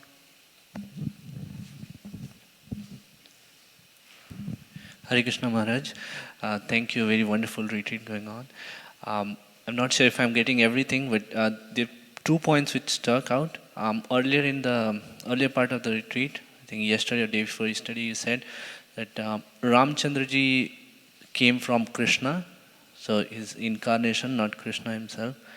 And today you said that Vyasdevji is a post, it's not. But what I read is that he's literary incarnation of Krishna. So how do I understand these 2 points, Maharaj? With your intelligence. What I thought was that Ramchandraji is Krishna himself. He's coming. He's an expansion of Krishna, and Vyasadeva is an expansion of Krishna. They're in different categories, different types of expansions, but they're expansions of Krishna. If you can come again tomorrow, you're going to be here tomorrow? We're going to hear from the 12th canto of the Bhagavatam tomorrow about which particular type of expansion is Vyas. Because it's stated in relation to this, Gautama's curse. When he cursed that the Brahmanas would lose their knowledge, we heard it earlier today, we're going to hear it again tomorrow, that the demigods, headed by Lord Shiva and Brahma, went to Lord Vishnu and said, "Help! The Brahmanas have lost their knowledge. Please do something." So the Supreme Lord, understanding the situation, decided to come himself. Whereas in the other 999 cycles of the 4 yugas, a living entity is empowered. In this case, Lord Vishnu came himself, or an expansion of him, and there's certain language. Angsa angsa kala. It's not Krishna in his fullness, it's angsa angsa kala. We'll see. So it's a particular type. A partial incarnation. Whatever that is. It's a partial incarnation. He's Vishnu Tattva. Not Jiva Tattva that's empowered. Commonly, Vyasa is a Shakti-Avesh avatar. He's empowered with the Jnana Shakti of the Supreme Lord to do that service. Commonly, that's what Parashara is. He was a Vyas. But then our particular, in this cycle of 4 yugas, our Krishna Dvaipayana Vyas is Vishnu Tattva. And Parashara says it. And the Bhagavatam says it. Okay. So Does that help? So just to clarify that I understood it properly, not in every yuga cycle Vyasdev is incarnation of Krishna. There is a Shakti-Avesh avatar category, an empowered jiva, and that's it. That's, he acts like Krishna acts. He acts with the fullness of Krishna's potency, but still a jiva. That's a Shakti-Avesh avatar. And one can even consider, just like, in the Shakti-Avesh avatar category, there's Ananta. He's Vishnu Tattva too. Ananta Shesha is Vishnu Tattva, and he's considered a Shakti-Avesh avatar. What do you think about that? So, our Krishna Dvaipayana Vyas is Vishnu Tattva. That's the point.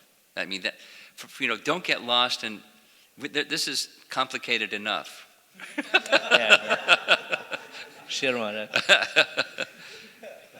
That's what's important. That's, what Jiva Goswami wants us to know. Because the next time we're going to see our friend, the Purva Paksha guy, he's going to say, I'm sorry, but our school just can't accept that the Itihasas and Puranas are Vedic. We accept that they're, like some scholars will say, we accept that they're Smritis, which is nice, but we're not going to call them Vedic. And the response is, well, even if you have that point of view from your school, even with these Brihat Aranyaka and Chandogya Upanishad and all these Vedic, you still want to say it's not Vedic? Here's another one. Okay, your school thinks that. But this Vyas is Krishna. So it's special out of all the Vyasas. So that's their whole Anucheta on that one. The speciality of Vyas, our Vyas, Krishna Dvaipayana Vyas, which is important for us when we're dealing with, again, the audience of Jiva Goswami is not the Hare Krishna temple devotees. It's Sadhakas. It's scholars out there where he wants to give a definitive, comprehensive summary of Lord Chaitanya's Siddhanta. And, put the stakes in the ground and hammer them. This is his Siddhanta and justifiable. And then, the Purva Paksha fellows, the people from other schools, you say this, here's our reply. You say that, and all around. We're ready to state why we accept what we accept. So, one of them is the unique qualification of Vyas. Where the final stop of the train is Srimad Bhagavatam is the best. There's some stops before that final stop. The Puranas and Itihasas have to be Vedic. And some people say they're not. And so he's addressing it. They're Vedic. They're the fifth Veda. And even if you accept they're just Smriti, I'm sorry. There's Vyas. They're Vedic. Okay? I'm going to take the microphone away from you. There's some other people. Someone over here wants some. Yes. Hare Krishna Maharaj. Hare Krishna. Maharaj. You're a powerful guy. Stay close by. Take the microphone when we need to. Go ahead. Stay there. For Sridhar Swami, I was thinking about, you said that he was a worshipper of Lord Nrsingadev. I was thinking that he is from Shri Vaishnava Sampradaya. So which No, he's not. So which Sampradaya? He's the Vishnu Swami Sampradaya. Okay. Sridhar Swami is not from the Sri Sampradaya. He's from the Vishnu Swami. But, Sri Vaishnavas can be worshippers of Nrsingadev too. Mm-hmm. There are. Mm-hmm. Great Sri Vaishnavas that are worshippers of Nrsingadev. No problem. Okay, and another question I had, Yajnavalkya, when he got the Yajur Veda from Surya Narayan, is it still the part of 4 Vedas? Yes. And how is it differentiated? It's just more voluminous than what Vyas provided Vaishampayana. There's more that Surya Narayan gave than what Vyasadeva gave to Vaishampayana. Yajnavalkya wanted more. And he got it. There's more. It's still part of the Vedas, the four Vedas, or the Yajur Veda. Just wasn't available on the earthly realm before, and he got it. But all the 4 Vedas are from one Yajur Veda. So where does that fit into? Yeah. So now let's do the one Yajur Veda thing again. Should I read the paragraph again? The commentary of the commentator that came after Baladev, who explained this term Yajur Veda is following a Vedic rule that where there's more diamonds in the box, you call it a box of diamonds, even though there may be sapphires, rubies, and emeralds. So what is called, that one Veda that's called the Yajur Veda, was because the most prominent of the 4 is the Yajur Veda, therefore it's called the Yajur Veda. But there was others in the box, in that original one Veda, there's divisions already. This not separated out, and Vyasa separated them out. Is that clear? That is very clear. Thank you for that. But where is Yajnavalkya's Yajurveda fit into that? Is it again in the same box? Yeah, no, they weren't in the box yet. They were still in the heavenly planets. Right, and then he got Then he it put them there? in the box. Oh, okay. And I have one more question. Sure. Vedanta Sutra, as we discussed before, that Shankaracharya gave impersonal explanation on Vedanta Sutra, He sure did. Sambandha Abhideya Prayojana. Yeah. Now,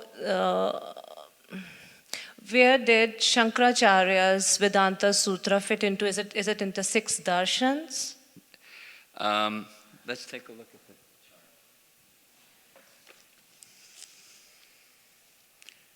Whoops. There's the chart. Here's the 6. Of the 6, one of them is, I have seen the 6 listed differently. Scholars do that, you know.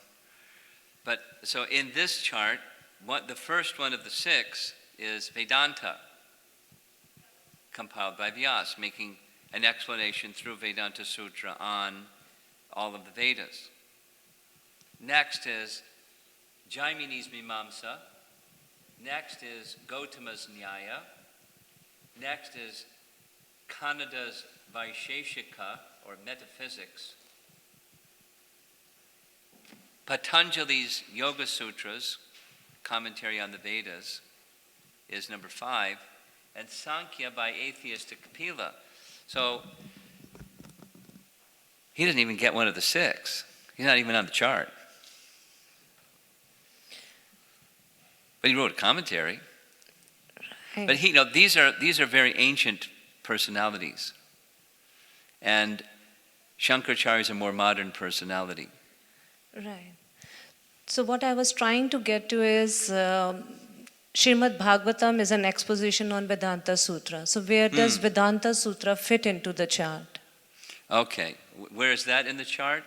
It's one of the, at least in this chart, it's Vyasa summarizing all the Vedas in the form of Vedanta Sutra. Shankaracharya wrote a commentary. Okay. Baladev wrote a commentary. Ramanuja wrote a commentary. Madhvacharya wrote a commentary. But those commentaries on that one box, the Vedanta box, that's one of the 6 darshans. So they're not standalone darshans, it's just commentaries on one of those. A school of thought on Vedanta Sutra. Or a school of thought on the Vedas commenting on Vedanta Sutra, which is a summarization of all the Vedas. The Vedas and Vedanta Sutras, so commentary on all of the Vedas by commenting on the Vedanta Sutra. But then why that will be in the atheistic 6 darshan? Well, one of them isn't atheistic. That's Lord Vyasadev's. Of this particular rendering, Vyasadev's was not. But then...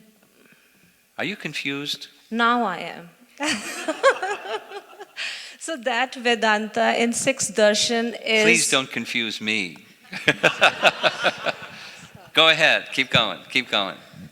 My only question now is that Vedanta box in 6 darshan, that atheistic one, who wrote that? Let's put it. There's 5. There are 5 that are atheistic, and like one of the last number 6 was Sankhya. Now, Lord Kapila in the Bhagavatam teaches Sankhya, but there's this other fellow, imitation Kapila, atheistic Kapila, that wrote Sankhya that's atheistic. Now, I think I'm going to do some homework, just like I did with this, how did Balaram go on pilgrimage thing. I'll do some homework, and I'm not clear. I'm not, I don't know why there's 6 darshans, and that Vyasa is one of the 6 darshans. I think there's another list that says something else, but I'm going to do a little research. Hold your question till tomorrow. How's that? Sure. But we're not going to include Shankaracharya's commentary on Vedanta Sutra, or in the Vaishnava commentaries on Vedanta Sutra as one of the darshans. Sorry, it's not where they fit into that chart. It's commentaries on those things. Just like, the whole chart, there's commentaries on the Upanishads.